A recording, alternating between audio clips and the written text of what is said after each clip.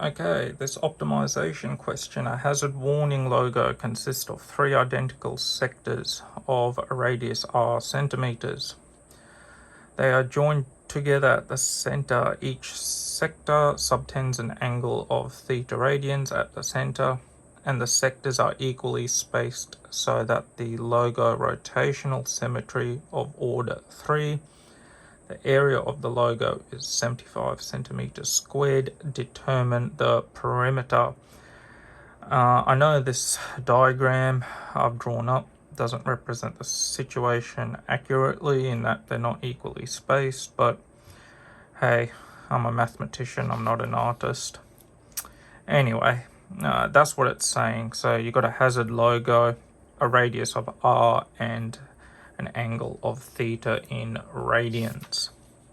So to tackle this, that's our first step, was to draw a diagram. And with this in mind, just we'll quickly note that we need to determine the perimeter. And that's actually our second step, is to maximize or minimize, in our case, or calculate the perimeter, which we know the perimeter, step 2, perimeter to be equal to 6r plus 3 theta r. That 3 theta r is the length of the three arcs we've got here.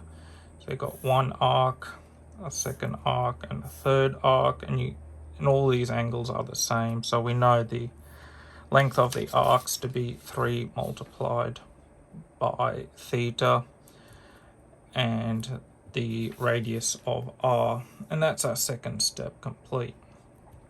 Our third step is to deal with the constraint. We know the constraint is the area, and that's of the logo of 75 centimeters squared. Now, the area of each sector is defined as theta over 2 pi multiplied by pi r squared. We're multiplying that by 3 as our 3 sectors. The pi's will cancel out, and we will be left with, I'm going to actually multiply both sides by 2. So this will become 150, and then we are left with 3 theta r squared. But if we look from step number 2, we don't have theta r squared as a variable, so I'm just going to make theta r as our subject, and that will leave with 50 over r as one of our equations, which we will substitute into step number 2's equation. So, and that becomes the premises of our fourth step.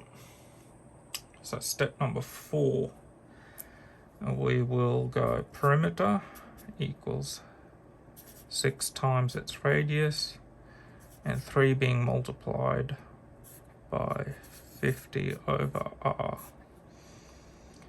And we can take this further by expanding out the 3, 6r plus 150 r to the power negative 1. I've just put the radius variable on top of the numerator. So our fifth step is to take the derivative of the fourth step's equation. So the derivative of the perimeter with respect to its radius is 6 minus 150. We're dropping the power by 1, and I'm going to make it into a positive integer, r squared. I'm going to set that to 0. So by setting it to 0, we're left with 150 over 6. That's all square rooted to get r. And r, when you work that out, will be 5. The units is centimeters. Okay, so if we go back to our diagram, what we just calculated is the radius of 5. So each of these distances from the center to the edge is 5 centimeters. And it says to determine the perimeter. So actually we're going to go step 6 and work out what theta is. We know our help from our helper equation up here, theta r equals 50 over r. So theta equals 50 over r squared, which we know r squared to be 25, and theta will therefore equal to radians.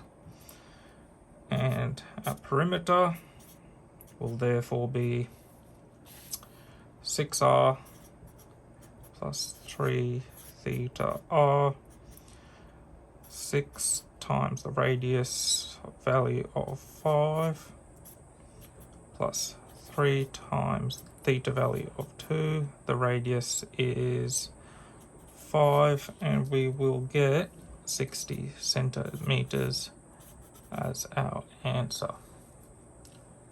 Thank you very much.